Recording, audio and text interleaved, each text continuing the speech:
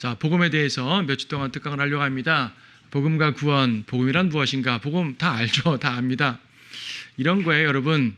자, 어떤 의사가 간단한 병을 치료합니다. 너무나 간단하기 때문에 누구나 다 알고 환자 자신도 이거 이렇게 치료하면 돼요. 다 안단 말이에요.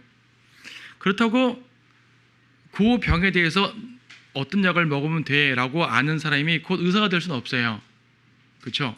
왜냐하면 그 의사는 환자의 그 가벼운 질병을 치유하기 위해 상당히 많은 의학적 지식을 축적하고 있는 사람입니다. 법률적인 싸움을 할 때도 너무나 상식적으로 이건 이거 아니야 라고 말할 수 있지만 그것을 말하기 위해서 상당히 많은 지식으로 준비하는 그 사람과 그렇지 않은 사람은 다른 거예요. 복음은 매우 간단합니다. 여러분들이 꼭 성경을 다 알아야지 통달해야지 복음을 전하는 건 당연히 아닙니다. 여러분들은 간단하게 구원받았고 또 여러분이 아는 간단한 지식을 가지고도 복음 전할 수가 있습니다. 하지만 우리가 복음을 전하다 보게 되면 상당히 다양한 문제에 부딪히게 되고 또 교리적으로 어려운 문제에 부딪힐 수 있고 혹은 내가 잘못 말할 수도 있는 것이고 또 상대방에게 이 적절하게 대응 못하는 부분도 있고 그래서 우리는 성경을 더욱더 자세히 알아야 된단 말이에요. 간단한 복음을 전하기 위해서도 우리가 더 성경에서 말하고 있는 복음과 성경 전체의 진리에 대해서 지속적으로 알아가야 돼요. 마치 칼싸움하는 군사가 찌르는 것만 아무리 훈련한다고 이기는 게 아니잖아요. 찌를 때도 있고 내리칠 때도 있고 막을 때도 있고 다양하게 써야지 검술이 되는 거 아니겠습니까? 그래서 여러분들이 다 구원을 받으셨고 또 복음을 간단하게 전할 수 있는 건 다들 하시겠지만 그래도 더 이 간단하게 칼을 휘두르기 위해서 복음에 대한 전반적으로 올바른 지식들을 얻을 필요가 있어서 몇 주 정도, 몇 시간 정도 이제 이 과정을 가져본 거예요. 자, 복음이란 무엇입니까? 복음, 가스펠 그러죠? 복음, 복음입니다. 복음이라는 것은요, 뭐 한자로 말하면 복된 음성, 복된 소리잖아요. 복음입니다. 영어로 말하면 good spell 그래요. 그러니까 가스펠이니까 갓스펠인데 이거 한번 다른 시간에 설명드렸던 것 같아요. 가스펠 그러니까 갓스펠인데 여기서 갓은 하나님 의미하는 갓이 아니고 굿의 변형이에요. 오가 하나 빠진 거 굿의 변형으로 굿스펠. 그래서 이제 좋은 말, 좋은 소식, 좋은 그래서 이제 복음이란 말이 복된 소식, 기쁜 소식이라는 말이에요. 이사야서에 굿 타이딩스라는 표현을 쓰는데 타이딩은 소식, 뉴스 그런 말이기 때문에 결과적으로 복음 자체가 복된 소식, 기쁜 소식을 말하는 거죠. 우리말로 복음 딱 정확하게 맞잖아요. 그렇죠? 복음. 한마디로 말하면 복음이라는 것은요, 하나님께서 구원하신다는 기쁜 소식이 복음입니다. 성경에는 다양한 종류의 복음이 많이 나오는데 결과적으로 하나님이 구원하신다는 거예요. 하나님이 구원하지 않는데 복음일 수가 없죠. 그렇죠? 성경적 의미에서. 자, 성경에 이런 복음이 나와 있습니다. 이사야서 52장 7절을 보게 되면은 좋은 소식들을 가져오며 화평을 선포하고 번영의 기쁜 소식을 가져오며 구원을 선포하여 시온을 향하여 말하기를 내 하나님이 통치하시는도다 하는 자의 발이 산들 위에 있을 때 얼마나 아름다운 거란 말 나오죠. 여기서 좋은 소식, 기쁜 소식 모두 이제 복음을 말하는 이제 의미고요. 복음은 구원을 선포하는 겁니다. 문맥적으로 이사야 52장의 문맥적으로는요, 바벨론 포로 회복을 말하는 거예요. 바벨론 포로 회복인데 바벨론 포로 회복도 하나님께서 바벨론에서 구출하는 거잖아요. 바벨론에서 구원한다는 거잖아요. 이것들 중에 복음인 거죠. 복된 소식, 기쁜 소식 아니겠어요? 그렇죠? 누군가가 노예에서 해방됩니다. 복된 소식이죠. 기쁜 소식이죠. 복음인 거예요. 히브리서 4장 1절에서 이런 말씀이 있습니다. 복음을 전해 들은 것은 그들이나 우리나 마찬가지나 전파된 말씀이 그들에게 유익을 주지 못한 것은 그것을 들은 자들이 믿음을 결합시키지 못했기 때문이라. 이것은 히브리서 나오지만 히브리서 4장이 말하는 문맥이 뭐냐면은 저기 민수기 14장 문맥이에요. 민수기 13, 14장 문맥인데 이스라엘 백성이 카데스반에 도착했을 때 정탐꾼들을 보냈다가 곧바로 들어갈 수 있었으나 거기 거민들을 무서워해가지고 즉 믿음을 결합시키지 못한 거죠. 하나님은 너희들 거기 진입할 수 있어 라고 말씀하셨는데 두려운 거예요. 믿음을 결합시키지 못한 거죠. 이걸 말한 건데 그들이 그 땅에 들어갈 수 있다. 이것이 복음이었던 거예요. 여호수아와 칼렙이 말했죠. 저 땅은 정말로 하나님께서 우리에게 주신 땅 맞습니다. 정말 젖과 꿀이 흐르는 땅이고요. 쭉 설명했죠. 그게 복음이었던 거예요. 근데 그들이 믿지 못해서 못 들어간 거죠. 그게 뭡니까? 광야 생활에서 그러니까 광야 생활을 끝내고 안식을 주시는 거잖아요. 비록 그들이 실패하긴 했지만 광야 생활을 끝나고 안식을 주시는 것 자체가 복된 소식이죠. 복음인 거예요. 그래서 성경은 이렇게 어떠한 상황에서든지 간에 하나님께서 구출해 주시는 것을 복음이라고 말합니다. 구출해 주시는 소식. 이 소식을 전파하는 사람이 얼마나 아름다운 사람인가요? 전쟁 승리든 광야 끝이든 어쨌든지 간에 전파하는 사람은 아름다운 사람이에요. 그래서 이 복음과 우리의 복음이 교리적으로 다르지만 어쨌든 여러분들도 복음을 전하는 사람들로서 여러분의 발이 아름다운 겁니다. 여러분의 입이 복된 겁니다. 전도지를 나눠주는 여러분의 손은 복된 손인 거예요. 그렇죠?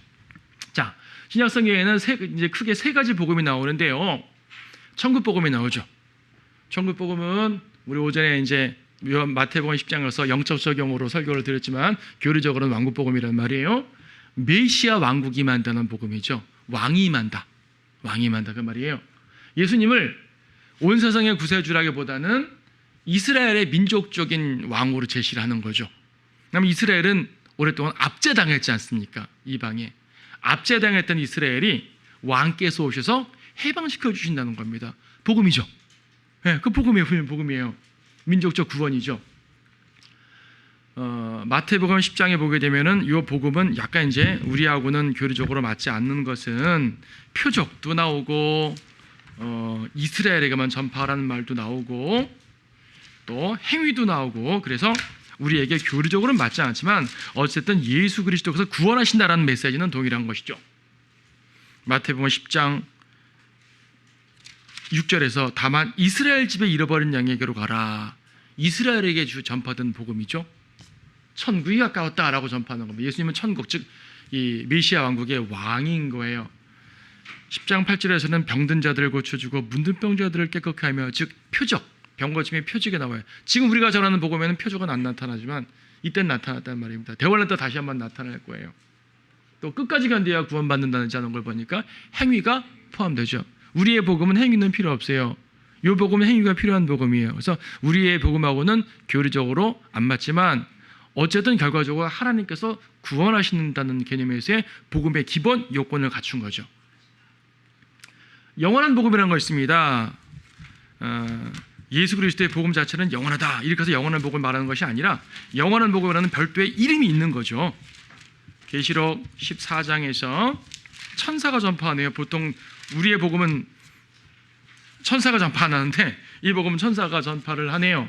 계시록 14장 6절에서 또 내가 보니 다른 천사가 하늘 한가운데로 날아가는데 그가 땅에 사는 자들과 모든 민족과 족속과 언어와 모든 민족과 족속과 언어 이거는 유대인이 아니라 모든 민족 하면 이방인들을 말하죠. 이방인들에게 전파되는데 대환란 때 요즘의 내용은 대환란 때 이방인들에게 영원한 복음 전파하는데 내용이 뭐냐면요. 7절에서 하나님을 두려워하래요. 하나님께 영광을 돌리랍니다. 그분을 심판주로 제시합니다. 심판의 때가 가까이 이르렀습니다. 하늘과 땅과 바다와 물의 원천들을 지으신 그분께 경배드리라. 하나님께 경배드리는데 창조주 하나님이라는 얘기예요. 이 말을 왜 하고 있냐면은 지금 요한계시록 14장은요 적그리스도 통치하의 상황입니다. 적그리스도가 신인 거예요. 지금 그들에게 제시됐을 때 적그리스도를 믿어야 되는 거죠. 적그리스도를 따라야 되는 거예요. 온 세상이. 근데 뭐라 말하냐면 적그리스도 쟤는 가짜야. 참 하나님은 우리 하나님이야. 그분을 섬겨야 돼. 그분이 땅과 하늘의 창조주시고 또한 심판주야. 이런 말입니다. 말하자면. 그래서 요 영원한 복음의 내용 자체는 천사가 나와서 이방인들 대환란 때 이방인들에게 하나님께 경배하라라는 말을 하는 것이 이 복음인데 이 복음의 내용은 바로 진짜 신은 하나님이다 그 말이에요. 창조주 하나님 어느 누구도 이런 신 없다. 적그리스도 가짜 신이다. 그건 믿으면 안 돼. 그 말입니다. 그러니까 하면 은혜의 복음, 신약적 복음이죠. 우리가 전하는 복음입니다. 예수 그리스도의 십자가의 은혜로 죄사함 받고 구원받는 것. 그래서 이렇게 크게 세 가지로 신약 성경에는 크게 세 가지로 복음이 이제 구분이 될 수 있고 다양하게 복음이라고 표현된 내용들은 더 있지만 크게 세 가지로 볼 수가 있어요. 서로 내용은 다르지만 결과적으로 하나님의 구원을 말한다는 것은 동일해요. 하나님만이 구원자시고 하나님만 믿어야 되는 것은 동일한 거죠. 그래서 복음이라는 것은 하나님의 구원을 전파하는 거다. 이 중에서 우리는 은혜의 복음에 초점을 맞출 것입니다. 이 세 복음을 구분하는 것은 이 강의의 주된 그 주제는 아닐 것이고요. 이거는 기본적으로 이제 알고 넘어가는 거고, 우리는 은혜의 복음에 초점을 맞춰가지고 이 부분을 쭉 설명할 거예요. 왜냐하면 우리가 받은 복음이 중요한 거고, 우리가 전할 복음이 중요한 거지, 우리가 다른 복음 전할 건 아니잖아요, 그렇죠? 그래서 은혜의 복음 중심으로 설명할 텐데, 예수 그리스도의 십자가의 은혜로 죄사함받아 구원받은 것이 은혜의 복음이고 신약 시대에 허락된 복음입니다. 자, 자세하게 보도록 합니다. 은혜의 복음은요, 여러 가지 명칭이 있지만 크게 두 가지로 분리가 되는데, 하나님의 은혜의 복음이라는 명칭과 그리스도의 복음이라는 명칭으로 불리고 있어요. 보통 우리는 은혜의 복음이라는 말을 익숙하게 알고 있죠. 좀 전에 저도 천국 복음과 은혜의 복음으로 구분을 해드렸는데, 은혜의 복음이라는 말을 상당히 익숙하게 알고 있어요. 이것은 사도행전 20장에 나온 말씀이죠. 내가 주 예수로부터 받은 사역 곧 하나님의 은혜의 복음을 증거하기 위해서라면 하고 사도 바울이 자기의 이제 죽음을 각오하고 예루살렘을 가겠다 한 말이에요. 그래서 하나님의 은혜의 복음이라는 말을 썼어요. 근데 사실 하나님 은혜의 복음이라는 말은 여기에 사도행전에 딱 한 번 쓰이는 말입니다. 대신 그리스도의 복음이라는 말이 훨씬 더 많이 쓰이고 있거든요. 로마서 1장 16절, 내가 그리스도의 복음을 부끄러워하지 아니하노니 이는 이 복음이 믿는 모든 사람을 구원에 이르게 하는 하나님의 능력이 됨이라. 그리스도의 복음, 복음은 구원하는 겁니다. 하나님의 구원입니다. 이것은 꽤 많이 나와요. 로마서 1장 16절, 15장 19절, 29절, 고린도전서 9장 12절, 18절 쭉 나옵니다. 로마서니까 로마서 한번 찾아볼까요? 로마서 15장, 로마서 15장 19절 말씀. 능력 있는 표적들 궤적들을 통하여 하나님의 영의 능력으로 이룩하신 것이라. 그리하여 내가 예루살렘으로부터 일루리쿰 근방까지 그리스도의 복음을 온전히 전파했노라. 그리스도의 복음이라는 말 나오죠. 사도 바울이 전파했습니다. 29절에서도 내가 너희에게 갈 때에 그리스도의 복음에 충만한 복으로 갈 것을 확신하노라. 그렇죠? 갈라디아서 1장 7절에서는요.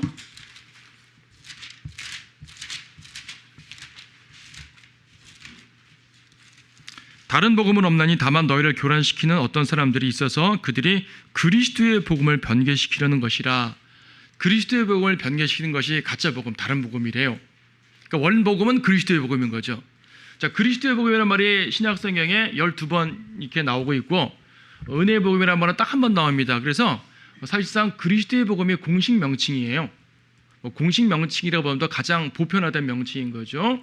다만 우리가 은혜의 복음이라는 말을 익숙하게 쓰는 건 뭐냐면, 이제 그리스도의 복음 하게 되면은 뭐 그리스도가 전하는 여러 가지 복음, 천국 복음도 이렇게 포함시켜 언급될 수도 있다, 그렇게 오해도 될 수 있다 보니까 구별하기 위해서 하나님의 은혜의 복음이라는 말을 좀 더 이렇게 많이 설명하는 것 같아요.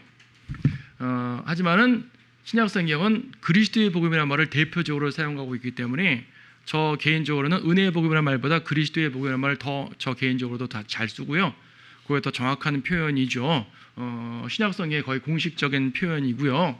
다만 말씀드린 것처럼 은혜의 복음은 구별하기 위해서 이 표현을 쓰고 있고, 또 은혜라는 속성을 좀 강조할 때 은혜의 복음이라는 말을 쓰는 거예요. 하나님의 은혜의 복음이라는 말을 은혜를 강조할 때, 천국 복음과 비교해 설명할 때, 그래서 은혜의 복음이라는 말을 쓰는 것이면은 일반적으로 복음 전파하고 복음을 들으시오, 복음을 전파하러 갑시다 이렇게 말할 때는 그리스도의 복음이라고 보편적으로 말하는 것이 오히려 더 신약 성경적으로 가장 합당한 말인 것 같아요. 뭐 어떻게 불러도 관계없습니다. 자, 그리스도의 복음입니다. 은혜를 나타내는 복음이죠. 이것이 바로 우리가 믿는 복음이고 우리가 구원받은 복음인데요. 여러분들이 구원을 받았다, 뭐 복음을 전파한다, 구원받은 걸 간증한다, 이렇게 구원과 연관된 일들을 많이 하게 될 텐데, 내가 이런 가운데서 어떤 부분이 핵심이었는지를 한번 살펴볼 필요가 있죠. 여러분들이 개인적으로 구원을 받았을 때 보게 되면 복음 전파하는 사람들이요, 구원의 복음을 딱 일목요연하게 한 줄로 딱 전하는 것이 아니거든요. 다음 시간에 보겠지만 어떤 분들은 로마서를 중심으로 딱 복음을 전해요. 로마서의 길이라고 보통 설명을 해요. 어떤 분들은 요한복음을 중심으로 복음을 전해요. 관계없어요. 결과적으로 예수님을 믿게 하는 거, 예수님을 구세주를 믿게 하는 거잖아요. 여러분들이 예수님을 구세주를 믿어서 구원받았어요. 나를 구원하신 분들을 믿어서 구원받은 거고, 내 죄를 씻으신 분들을 믿어서 구원받은 거예요. 여러분들이 구원을 받을 때 이런 엄청난 일이 내 속에서 이루어졌어요. 하지만 하나님 편에서 볼 때 이 복음을 주시기 위해서 얼마나 많은 부분들이 강조가 됐으며, 또 이 복음에 대해서 여러분 전파할 때 어떤 부분들을 강조해야 될지가 필요한 거죠. 복음은 우리가 광범위하게 설명할 수 있지만 그 중에 강조점들을 모아봤어요. 어떤 부분들을 복음에서 강조해야 되는 것이냐 하면 복음의 강조점. 첫 번째로는 예수 그리스도십니다. 무엇보다 예수 그리스도예요. 제가 자주 말씀드리는 것은 복음 전하는 방법을 제시하지 말고, 그러니까 구원받는 방법을 제시하기보다는 구원해 주시는 분을 제시하라라고 저는 여러 번 말씀드린 바가 있습니다. 구원받는 방법을 혹 모를지라도 구원하시는 분, 구주 자체를 알게 되면 그는 구원을 받을 수가 있어요. 하지만 구원받는 방법을 아무리 알아도 예수님을 제대로 믿지 못하면 구원받지 못하는 거 아니겠습니까? 항상 주체가 중요한 거죠. 복음의 주체는 예수 그리스도십니다. 예수님을 전하는 것이고 여러분들 결국 예수님 믿어서 구원받은 거잖아요. 다른 거 믿어 구원받은 게 아니에요. 아무리 죄사함 받아 구원받는다고 하지만 죄사함을 누가 이루시는 건데요? 예수님이 이루시는 거잖아요. 그래서 예수 그리스도가 가장 강조가 되어야 됩니다. 여러분의 복음에서 예수님은 우리 구원의 주체셔요. 우리 믿음의 대상이셔요. 우리는 예수님을 믿는 겁니다. 예수님을 믿고 예수님을 따릅니다. 그래서 그분의 성도요, 그분의 자녀요, 그분의 제자요, 그리스도인이요, 다양한 말로 부를 수 있지만 우리는 그분께 속한 사람들이에요. 그리스도인이라는 말은 그리스도께 속한 사람이란 말이거든요. 그래서 예수 그리스도가 가장 강조가 되어야 되는 겁니다. 예수님을 어떻게 제시합니까? 복음 전파할 때 예수님은 하나님의 아들로 제시해요. 하나님으로 제시도 관계없어요. 하나님이나 하나님의 아들이나 같은 개념으로 말하는 것이니까. 하지만 복음서나 성경에서, 신약성경에서 하나님의 아들이라는 표현을 공식적으로 가장 많이 씁니다. 하나님의 아들이라는 말은 곧 하나님이란 말이기도 하지만 어쨌든 하나님의 아들로 제시를 해야지, 그렇게 또 믿어야지 구원을 받는 거예요. 누군가의 복음을 전파할 때 예수라는 역사적 인물을 아무리 설명한다고 구원받는 게 아니죠. 하나님이라는 신의 존재를 믿는다고 구원받는 게 아니잖아요. 예수라는 역사적 인물을 믿어서 구원받는 게 아니죠. 그분이 나의 하나님이심을 믿어야 구원받는 겁니다. 그분이 하나님의 아들이라는 말은요, 여러 가지 면으로 강조될 수 있지만 특히 요한복음이나 요한일서에서는 예수님을 하나님의 아들로 믿는 것이 곧 구원이다 라는 개념으로 설명을 합니다. 요한복음 20장 30절에서 31절에서 다만 이것들을 기록한 것은 너희로 예수가 그리스도 곧 하나님의 아들이심을 믿게 하려는 것이요 또 믿음으로써 그의 이름을 통해 생명을 얻게 하려 함이라. 생명을 얻으려면, 영생을 얻으려면 예수님이 하나님의 아들이심을 믿어야 되는 거예요. 하나님의 아들, 사도행전 8장 37절 개역성에 삭제한 구절이죠. 사도행전 8장 37절은 이디오피아 내시를 빌립이 복음 전합니다. 빌립이 복음을 쭉 전했어요. 이사야 말씀으로 복음 전했어요. 그때 내시가 저 물이 있네요. 나 침례받아도 돼요? 그때 빌립이 말하기를 당신이 마음을 다해 믿으면 합당하니라. 그랬더니 이 내시가 뭐라 그랬냐면 저 믿어요 라는 말을 뭐라고 표현하냐면 저는 예수님이 하나님의 아들이심을 믿나이다 라고 고백을 합니다. 사도행전 8장 37절 빌립이 말하기를 만일 당신이 마음을 다해 믿으면 합당하니라고 하니 그가 대답하여 말하기를 나는 예수 그리스도가 하나님의 아들이신 것을 믿나이다. 이것이 신앙 고백에 대해서 침례를 준 거죠. 이게 구원받았다는 표현으로서 설명이 되는 겁니다. 그래서 예수님을 하나님의 아들로 믿어야 구원받는 겁니다. 로마서 1장 4절에서는 이 하나님의 아들의 능력을 부활로 설명합니다. 부활했다는 것 자체가 하나님의 아들이란 말이죠. 인간이 어떻게 함부로 부활해요? 죽었다가. 하나님의 아들이라는 강력한 증거거든요. 이 말은 뭐냐면 예수님이 날 위해 죽으셨는데 나를 너무너무 사랑해서 죽으셨어요. 나를 사랑해서 죽은 건 너무나 감사한데 부활 안 하시네? 그럼 어떻게 되는 거죠? 나를 사랑한 건 고맙지만 당신은 나를 구원할 능력은 없는 분이군요. 그렇죠? 여러분을 사랑하는 부모, 형제, 가족들 중에서 여러분들을 위해 죽을 수 있는 사람 있을 수 있습니다.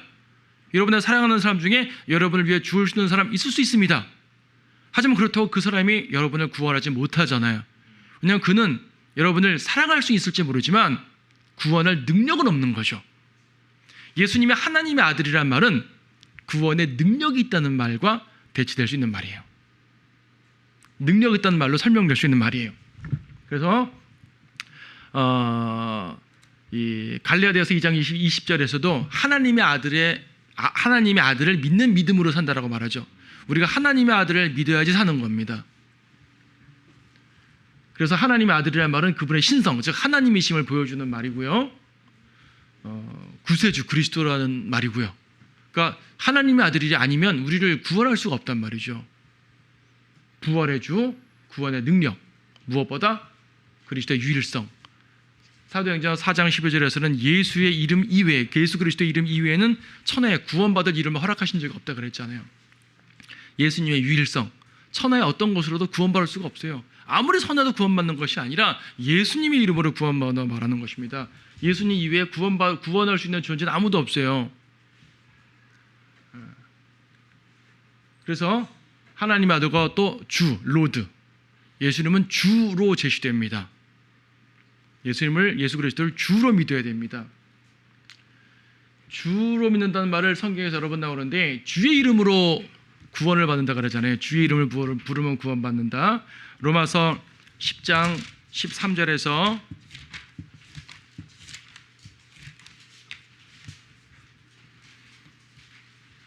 주의 이름을 부르는 자는 누구나 구원을 받으리라.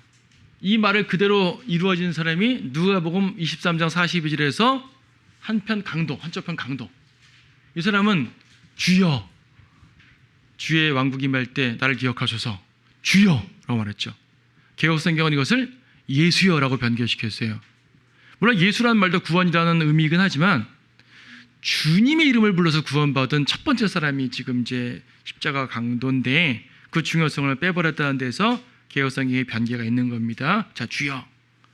물론 주여라는 말을 그냥 입으로만 주여 주여 한다고 듣는 거 아니죠. 나에게 주여 주여 한다고 구원받는 거 아니라고 말씀하셨잖아요. 수많은 사람이 주여 주여 합니다. 근데 고린도전서 12장 3절에서 뭐라고 되어 있냐면 성령에 의하지 않고는 그분을 주라고 부를 수 없다 그러죠. 12장 3절 뒷부분에 또 성령에 의하지 아니하고는 누구라도 예수를 주라고 말할 수 없느니라. 예수님을 주라고 말해야 되는데 이 말을 오해하면 안 되는 것은 주여라고 불렀다고 다섯 사람은 성령 받으셨군, 성령 같은 힘 받으셨군 이렇게 함부로 판단하면 안 되는 거죠. 가짜로 말할 수도 있는 것이고 구원받지 않고 그냥 입으로만 말할 수도 있는 거잖아요. 여기서 말한 것은 뭐냐면은 진정으로 성령에 의해서 주님을 고백하는 사람이 구원받는다는 말이에요. 진정으로 고백하는 사람들, 그렇죠? 예수님을 주로 믿고 고백하는 사람들. 그래서 여러분 그 외국 전도지들 보게 되면 예를 들어 칙전도지 같은 데 보게 되면요, 뒤 영접기도문에 보통 어떻게 나오냐면 나는 예수님을 주와 구주로 영접합니다라는 표현이 나오는 걸 기억할 수 있을 거예요. 어떤 기억 못하시면 칙전도지 보세요. 그 번역된 거 보게 되면 주와 구주로 영접합니다 이렇게 표현하는 경우가 많아요. 그래서 이제 주의 이름을 구원받는다, 주의 이름을 불러야 구원받는다는 말이 신약성경에 너무 강조되다 보니까 이 주라는 말을 살린 거거든요. 여러분, 근데 그렇게까지 할 필요는 없어요. 왜냐하면 주라는 말과 구주라는 말은 용례적으로 같은 말이에요. 오전 성경 공부에도 간단히 나왔지만 물론 주라는 말과 구주라는 말은 단어 뜻 자체는 다르죠.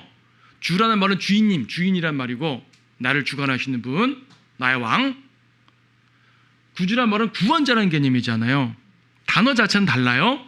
하지만 실제적인 성경상 용례에서 주라는 말은 구원하는 주를 말할 때 써요. 성경에서 예수님을 주여라고 부르는 사람들 보세요.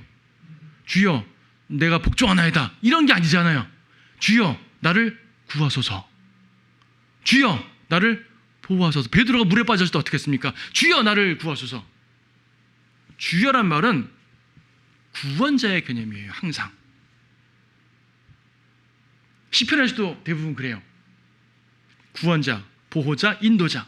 그러니까 말은 단어 자체가 주인이란 말은 맞아요. 주종관계 맞아요. 근데 여러분이 주종관계를 하게 되면 세상적으로 세상의 역사 속에서 학대하는 주인, 고통받는 종, 이 개념, 폭군과 압제받는 종, 이 개념 생각하잖아요. 이집트에서 이스라엘은 그런 개념이 종살이 했던 건 맞아요. 우리가 구원받기 전에 마귀와 죄한테는 그런 의미로 종살하는 게 맞아요. 마귀는 우리 악한 주인이었거든요. 폭군이었거든요. 하지만 예수님이라는 주인은 우리를 구원하는 주인이에요. 우리를 종으로 삼았는데 막 부리기 위해서 삼은 것이 아니라 우리를 그분의 소유로 삼았다는 말이거든요.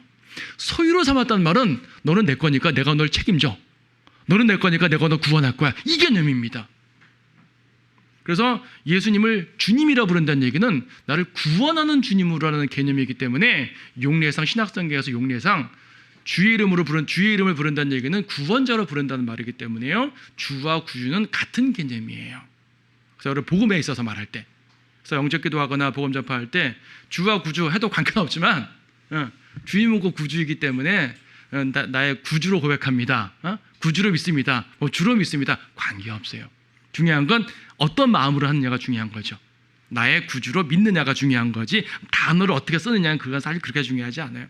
다만 우리가 정확하게 알자는 얘기입니다. 자, 그래서 이제 예수님은 하나님의 아들이시고 주님입니다. 이 부분이 복음에서 가장 강조가 되어야 되는 거죠. 이게 빠지면 핵심이 없는 거예요. 자, 복음의 강조점 또 뭐가 있냐면은 죄사함, 용서. 용서를 선포해야지 복음을 전하는 거예요. 근데 죄사함이란 말은 그 자체가 우리가 죄인이라는 전제죠. 죄인이니까 죄를 사함받죠. 죄를 안 지었으면 죄 사함받을 게 없잖아요. 그렇죠? 우리가 죄인이라는 전제입니다. 로마서 3장 23절에서 모든 사람들이 죄를 지었으므로 모든 사람들이 범죄했다고 선언합니다. 우리는 죄인이라고 선언합니다. 눈, 입, 코, 손, 발 모든 것이 죄에 물들었다고 성경은 선포하고 있어요. 우리는 죄인이에요. 죄인이기 때문에 용서가 필요한 거죠. 세상에서는 죄를 짓게 되면 이 죄를 어떻게 사하냐 하면 이 선을 행함으로써 뭐라 그래요? 하여튼 이제 삭감받는 거지, 죄가. 법정에서 이제 잘못하면은 당신은 사회봉사명령 몇 년 뭐 하십시오 한단 말이에요. 이거는 네가 죄진 만큼 선하게 살면서 보상해라 이런 그런 말이거든요. 하나님의 법에서는 그렇지 않단 말입니다. 세상에서는 죄를 선행으로 삭감받는 개념으로 말할지 모르지만 하나님의 법에서는요, 죄는 선행으로 삭감받지 않아요. 선행은 선행이고 죄는 죄입니다. 죄는 용서를 받아 없어지는 거예요. 하나님 편에서 용서하셔야만 되는 거고 하나님께 용서를 받아야지 되는 것이지 선행으로서 대충 얼버무리면 안 되죠. 사실 인간관계에서도 이건 기본입니다. 내가 누구한테 잘못했어요. 그러면 잘못했다고 진심으로 자백하고 사과하는 게 우선이지 괜히 미안하니까 딴 거 해주고 뭐 선물해주고 이거 안 되는 거죠. 선물 안 해도 좋으니까 진정으로 사과해라 그런 말이잖아요. 요새 그런 말 많이 하죠, 사회에서도. 하나님의 법이 바로 그렇습니다. 하나님의 자비로 용서를 받아야 되는 거예요. 하나님과 죄와 선행으로 흥정하면 안 돼요. 그럼 흥정하는 거거든요. 세상 사람들이 어떤 사람이 천국 가고 어떤 사람이 지옥 갈 것 같아요? 라고 물으면 착한 일 많이 하는 사람은 천국 가고 나쁜 일 많이 하는 사람은 지옥 가죠라고 대답해요. 그럼 제가 한 번 더 묻죠. 그럼 당신은 구원받을 만큼 충분히 착한 일 많이 했어요? 그런 것이 아니잖아요. 내가 아무리 선한 일을 많이 한다고 해서 내 죄가 지워지는 것도 아니고 내 선행으로는 아무것도 되지 않습니다. 반드시 용서를 받아야 돼요. 세상에는 용서받은 사람과 용서받지 못한 사람 두 종류만 있을 뿐입니다. 그럼 어떻게 용서받는 것인가? 십자가의 능력으로 용서받는 것, 십자가의 보혈로 용서받는 거죠. 죄를 씻는 유일한 능력은 십자가의 보혈입니다. 에베소서 1장 7절 보혈로 구속함을 받는다는 말씀이 있는 거죠. 그 사랑하시는 이 안에서 우리가 그의 은혜의 풍성함을 따라 그의 보혈을 통하여 구속, 곧 죄들의 용서함을 받았느니라. 죄 용서는 십자가 보혈밖에 없어요. 보혈 아니고 용서할 수가 없죠. 구약 신약 따질 거 없어요. 구약은 또 별도니까 우리가 구약의 구원은 나중에 또 한 번째 구약의 구원을 설명을 드릴게요. 왜냐하면 구약과 신약을 비교하기 위해서 말하는 것뿐입니다. 우리가 구약의 구원 방법을 안다고 여러분에게 실제로 여러분 복음 전파에 도움되는 건 아무것도 없어요. 하여튼 비교해서 알 필요가 있고 현재 우리의 복음을 굳건히 하기 위해서 알 필요가 있습니다. 중요한 거는 현재 우리가 믿는 복음을 말하는 거기 때문에 구약을 말하고자 하는 것이 아니라 현재 우리의 상황, 신약 성경 가지고 말하는 거예요. 죄를 씻는 유일한 방법은 십자가 보혈밖에 없습니다. 보혈 이외에 여러분의 죄를 씻으려고 노력한다면 안 되는 거죠. 희생제물이신 예수 그리스도 대속적 죽음. 요한복음 1장 29절에서는 예수님을 뭐라고 말씀하셨습니까? 세상 죄를 제거하는 하나님의 어린 양. 어린 양이란 말 자체가 뭐예요? 우리 전도주의에도 있지만은 하나님의 어린 양이란 말은 대신 죽는 대속물이거든요. 구약 성경에 있는 그 어린 양처럼 예수님이 어린 양이 되신 거잖아요. 양들에게 내 죄를 다 덮어씌우고 죽인 것처럼 예수님에게 우리 죄를 다 덮어씌우고 예수님이 심판받게 하신 거예요. 예수님은 세상 모든 죄를 다 짊어지고 올라가셔서 하나님의 진노를 오롯이 혼자 받으시고 우리 각자에게 내려질 그분의 진노를 예수님께만 집중되게 받은 거죠. 그래서 예수님은 우리 죄로 말미암아서 죽으시고 어린 양이 되셔서 죽으시고 속죄양이 되시고 화목제물이 되시고 그렇죠. 죽으셔가지고 우리를 하나님의 앞에 용서를 받게 하신 거죠. 그렇죠. 그래서 용서가 있어야 구원받는 것이지 용서가 없으면 소용없습니다. 그래서요, 어떤 분들은 복음 설교를 할 때 우리 분들은 많이 안 그런 것 같아요. 딴 쪽 분들 보니까 죄의 책망을 상당히 많이 해요. 죄의 책망 많이 하는 건 잘못 아닙니다. 죄를 깨닫게 해야지 그 사람이 죄인인 걸 깨닫고 복음의 필요성을 느낄 테니까 자기가 죄인임을 인정하지 않는 사람한테는 죄를 찔러주는 건 당연해요. 근데 죄만 계속 설명하고 끝내버리면은 이건 복음이 아닌 거죠. 자, 복음은 뭐예요? 복음. 복된 소식이에요. 복된 소식은 구원해야 복음이지 죄만 막 나열해서 당신 지옥 갑니다 하고 끝내버리면 이건 복음이 아닌 거죠. 복음은 반드시 죄사함을 선포해야지 복음이에요. 죄를 말하는 것은 그 사람이 죄인임을 깨닫게 하기 위해서 설명하는 것뿐이죠. 그래서 저는 이제 거리 설교하는 분들한테 가끔 그렇게 말하는데 우리가 이제 어떤 뭐 공원이라든지 이 사람들이 고정적으로 듣는 사람이라면은 차분하게 설명을 다 할 수가 있어요. 근데 거리에서는 사람들이 왔다 갔다 하잖아요, 이렇게. 그러니까 내 말을 차분하게 1분 이상 안 들어요. 그래서 어떤 사람은 죄의 얘기만 듣고 가는 사람도 있고, 어떤 사람은 보혈 얘기만 듣고 가는 사람이 있단 말이에요. 뭐 어떻게 보면 어쩔 수 없는 거기도 하지만 가능하면 요 텀을 줄이기 위해서 죄 얘기를 하면 복음 얘기를 곧바로 하고 또 죄 얘기를 하고 복음 얘기를 곧바로 하면서 사람들에게 가능하면 이 둘을 다 듣도록 하라고 이제 설명을 해드리거든요.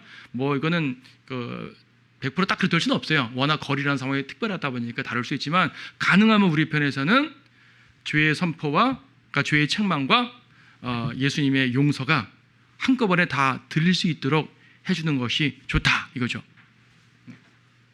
뭐 때때로는 죄 책망만 듣고 가도 사실 소득이 없는 건 아닙니다. 그분들이 깨달아야죠. 요즘에 자기 죄인인 걸 모르는 사람들이 얼마나 많습니까? 그들에게 망치로 한번 후려치는 것도 그렇게 나쁘진 않습니다. 하지만 결과적으로 복음을 전한다면 결과적으로는 우리는 용서를 선포하는 거예요. 용서를 선포한다는 것이 당신 구원받았어 선포한다는 말이 아니라 하나님의 용서, 십자가의 복음을 선포하는 거고 이렇게 믿어야 구원받는다고 설명을 하는 거죠. 결과적으로는 그가 믿어야 구원받는 거니까 핵심은 바로 아까 말한 예수 그리스도 그리고 이제 죄사함. 어떤 교회들에서는 죄사함을 너무나 강조하니까 죄사함의 비밀 이러는데 죄사함은 비밀이 아닙니다. 성경에 공공연히 다 드러난 거죠. 이걸 비밀이라고 만들죠. 누구라도 알 수 있도록 해주셨기 때문에. 또 강조점이 뭐가 있을까요? 바로 은혜와 믿음입니다. 은혜와 믿음은 같은 관점으로 다룰 수가 있는데요. 이거는 행위가 아니라 은혜다 그 말입니다. 행위가 아니라 믿음이다 그 말입니다. 예수님께서 우리의 구원을 위해서 죽으셨는데 예수님이 우리를 위해 죽으셨다면 그분을 믿어서 구원받는 거지 나의 행위로서 구원받는 것이 아니단 말이죠.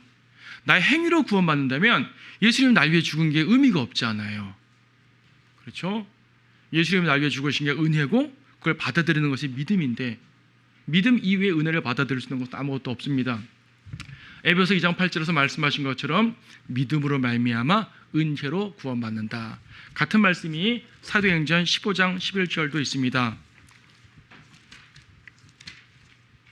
사도행전 15장 11절 말씀에서 우리는 주 예수 그리스도의 은혜로 구원받는 것을 믿으며 그들도 마찬가지니라. 유대인과 이방인들이 모두 신약시대에는 하나님의 은혜로 구원받습니다.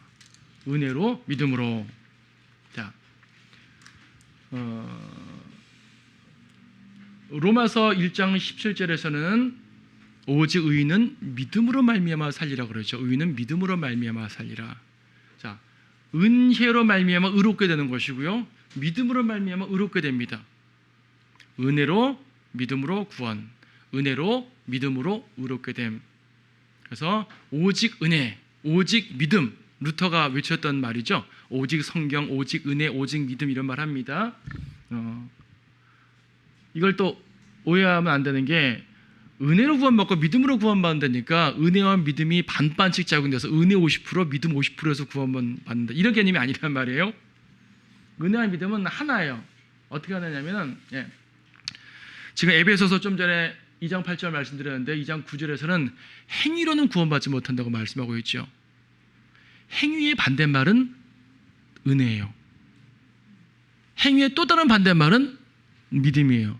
거꾸로 은혜의 반대말은 행위고 믿음의 반대말도 행위예요. 어떻게 논리가 그러죠? 성경은 은혜와 행위에 대해서 비교해서 설명하는 내용이 갈라디아서예요. 은혜로 구원받는 것이 행위로 구원받는 것이 사도 바울이 역설하죠. 또 거꾸로 로마서에서는 믿음으로 구원받는 것이 행위로 구원받는 것이 아니다. 믿음과 행위를 또 강조합니다. 믿음과 행위를 대조시켜 설명하는 것이 로마서고 은혜와 행위를 대조시켜 설명하는 것이 또 갈라디아서예요. 은혜와 믿음은 같은 개념으로 설명이 돼야 되는 거거든요. 어떻게 같은 개념이냐면 이거예요.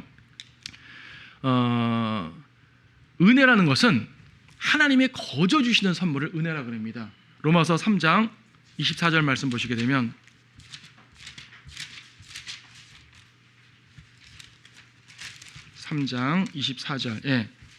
예수 그리스도 안에 있는 구속을 통하여 그의 은혜로 값없이 의롭게 되었습니다. 그렇죠? 은혜로 의롭게 되었다는 건 앞에 설명드렸는데 값없이란 말이 거저 주시는 선물이란 말이죠. 사실 값없는 선물은 아니에요. 그분의 선물 자체는 엄청 비싼 거죠. 근데 그것을 우리에게 거저 주셨단 말이지. 주님으로서는 엄청 큰 값을 지불하신 게 맞고요. 우리한테 거저 주셨단 말이거든요. 하여튼 우리 입장으로 볼 땐 거저가 맞죠. 공짜로 주셨어요. 값없이 주셨어요. 그래서 은혜죠.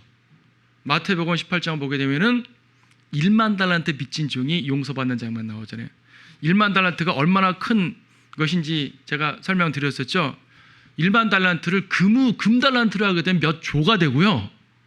1만 달란트를 은으로 하게 되면 수천억이 되는 돈이에요.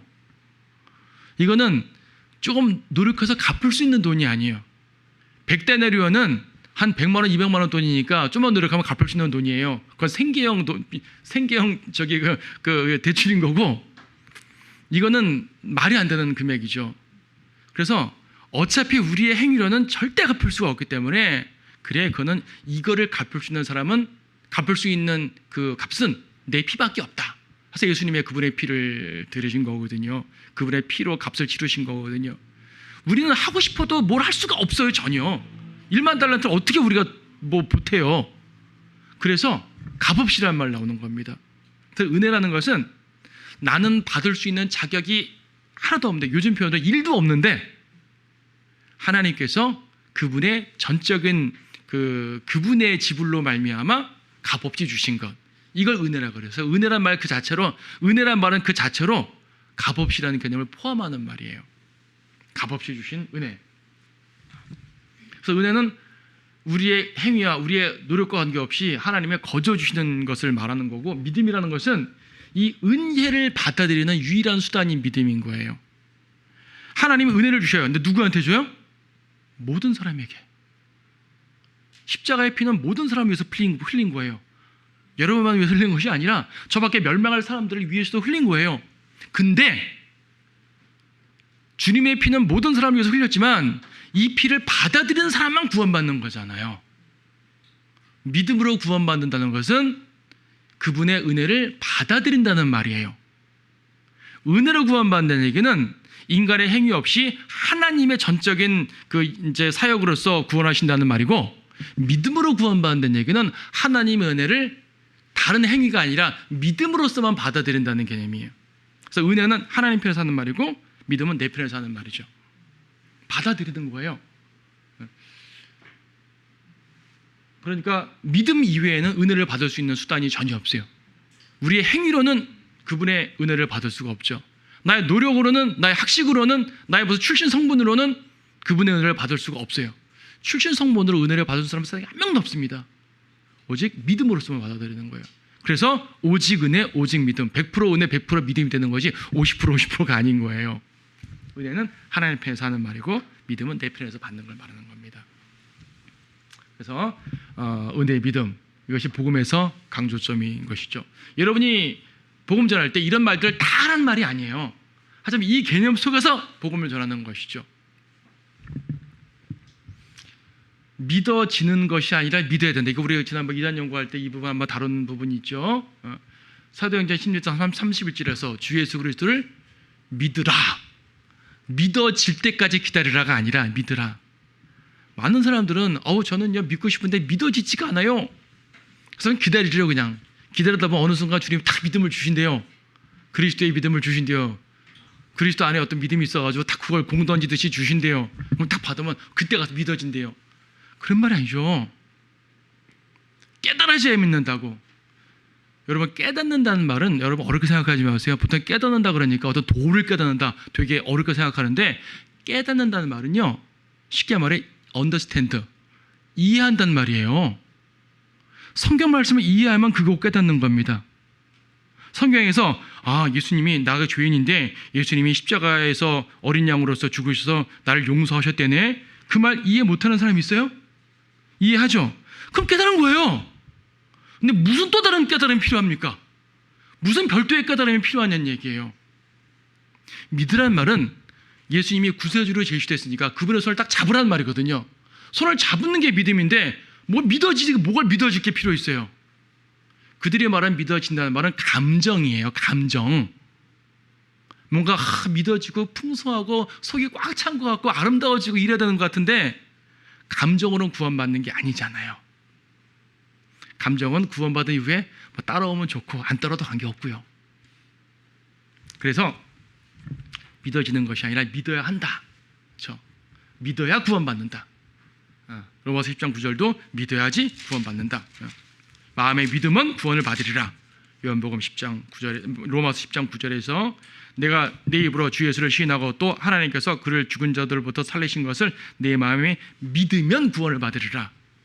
믿어지면 구원을 받는 것이 아니라 믿으면 구원받는다. 어떤 사람들은 예수님을 믿기 시작했는데 10년 동안 믿어지지 않다가 어느 순간 딱 믿어졌대요. 이 사람은 10년 전에 구원받은 거예요. 10년 후에 구원받은 거예요. 그 10년 전에 진심으로 믿었으면 그때 구원받은 거예요. 근데 자기는 감정만 기다리고 있어가지고 10년 후에 감정이 온 거예요. 그거를 그때 구원받았다고 착각을 하는 거죠. 그때라도 구원받았으면 다행인데 안 받은 경우가 더 많죠. 이런 분들은 보통 감정을 의지하다 보니까. 자, 그래서 믿는 것이 곧 영접하는 겁니다. 요한복음 1장 12절에서 믿는 것이 곧 영접하는 거예요. 영접이라는 게 따로 있는 게 아니에요. 사실 우리가 영접 기도를 하는 것은 처음 믿는 사람한테 그가 어떻게 믿을지 잘 모르니까 도와주기 위해서 영접 기도를 하면서 그 복음을 다시 한번 짚어서 그분의 입으로 복음의 내용을 따라하도록 입으로 하도록 만드는 거지, 사실은 믿는 것이 곧 영접입니다. 요한복음 1장 12절 그러나 누구든지 그를 영접한 사람들에게는 하나님의 아들들이 되는 권세를 주셨으니 즉 그의 이름을 믿는 사람들에게니라. 영접은 곧 믿는 걸 말하는 거예요. 믿고 고백하면 그것이 곧 영접하는 거죠. 영접 기도를 하는 건 좋지만은 이제 영접 기도 어떤 형식적으로 하는 건 의미가 없다. 그래서 우리 교회 전도지 5종 중에서 하나는 영접 기도를 안 써놓은 게 있어요.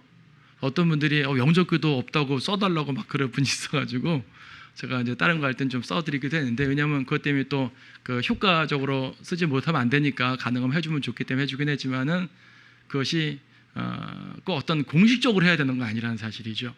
영접하는 거예요. 믿는 거, 믿고 고백하면 영접하는 거죠. 그래서 복음을 요약해보면 이렇습니다. 복음의 요약은 고린도전서 15장 3, 4절에 잘 나타나 있죠. 내가 받은 것을 먼저 너희에게 전달하였나니 이는 성경대로 그리스도께서 우리의 죄들로 인해 죽으시고 장사되셨다가 셋째 날에 다시 살아나셔서, 그래서 누구에게 보이시다는 말 쭉 하죠. 고린도전서 15장은 부활장으로서 부활에 대한 설명을 쭉 하는데, 부활에 대한 말씀을 쭉 하시기 전에 복음의 요약을 해주고 계십니다. 첫 번째로 우리의 죄들로 인해 죽었다는 말입니다. 이 말은 무슨 말입니까? 아까 설명드린 거죠. 우리가 죄인이라는 말이에요. 죽으시고 장사되셨다. 대속적 죽음을 말하는 거죠. 이걸로 용서받았다는 말이고요. 보혈을 강조하는 말입니다. 여러분 복음 전하다 보게 되면 보혈을 강조할 때 있고 죽음을 강조할 때 있어요. 시간이 많으면 둘 다 하시면 제일 좋지만 짧은 시간에 간단하게 말할 때요. 보혈이란 말을 안 할 수도 있어요. 죽음이란 말로 설명하고 넘어갈 수도 돼요. 괜찮아요. 보혈이란 말이 안 나왔다고 나 복음 안 전한 거 아니 이렇게 볼 필요 없어요. 대속적 죽음을 말하는 거예요. 보혈이란 말이 신학적으로 교리적으로 매우 중요한 말인 건 맞지만은 이것은 전제가 되는 말이거든요.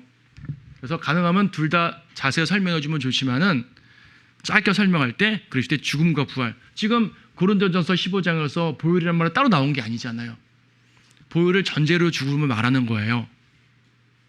대속적 죽음은 보혈 용서를 포함하는 말이죠. 그 다음에 부활하셨다, 살아나셨다. 아까 설명드렸던 것처럼 하나님의 신성, 하나님의 아들, 예수님의 신성을 말하는 거고 구원의 능력, 부활하지 못한 우리를 구원할 수가 없죠. 특히 고린도전서 15장은 쭉 이어지는 설명들은 이걸 통해서 우리도 부활한다. 부활의 소망까지 주는 거니까 구원받으면 우리가 죄로부터 구원받으면 하늘나라 가고 부활한다는 소망까지 연결되는 거잖아요. 당신 구원받았으니까 하늘나라 갑니다. 부활합니다. 여기까지 복음 전파할 때 설명하잖아요. 복음이 다 거기까지 포함됐다는 얘기죠. 이렇게. 마지막으로는 성경대로 됐다 이거죠. 문맥적으로 성경대로라는 말은 구약의 예언대로라는 말이긴 하지만 결과적으로 이 말은요. 성경대로라는 말은 하나님 말씀대로 구원받는다는 말이죠. 하나님 말씀대로라는 말은 하나님 편에서 이루시는 구원을 말하는 거죠. 내 편에서 구원을 이루어가는 것이 아니라 하나님 편에서 이루어준다는 말이에요. 이 말은 인간의 행위가 무용하단 말이죠. 자, 지금 설명드린 이 요약이 아까 말한 복음의 핵심들 다 포함돼서 설명드린 거죠. 그러니까 여러분들이 간단하게 로마서 고린도전서 15장 3, 4절을 가지고 복음을 전하셨겠지만 이 의미를 깊이 있게 생각을 해 두시는 거예요. 나의 영적 지식으로 딱 자리 잡고 있어야 돼요. 자리 잡고 있을 때 똑같은 말을 하더라도 더 힘이 있을 수 있고 더 확실할 수가 있는 것이고 어떤 질문을 받아도 설명할 수가 있는 것이고 그렇죠. 확실한 믿음을 전달해 줄 수가 있는, 그러니까 확실한 그 지식을 전달해 줄 수 있는 거죠. 자, 결론적으로 복음은요 오직 주 예수 그리스도를 전하는 겁니다. 예수님의 하나님 되심, 예수님의 구원, 예수님의 속죄, 그렇죠. 어떤 예수님을 전하는 게 복음이에요. 예수님을 쏙 빼놓고 어떤 구원받는 방법론만 쭉 설명한다고 구원받는 게 아니라 우리를 구원하신 예수 그리스도. 그래서 오늘 이제 복음 특강 첫 번째 시간으로서 복음은 무엇인가? 예수 그리스도의 구원을 전하는 것이다. 이 부분을 핵심으로 잘 알고요. 교리적으로 구원론을 딱 잘 정립해 두셔야 돼요. 그래서 여러분의 영적 지식으로 삼으시고 또 복음 전파에도 효과적으로 활용했으면 좋겠습니다.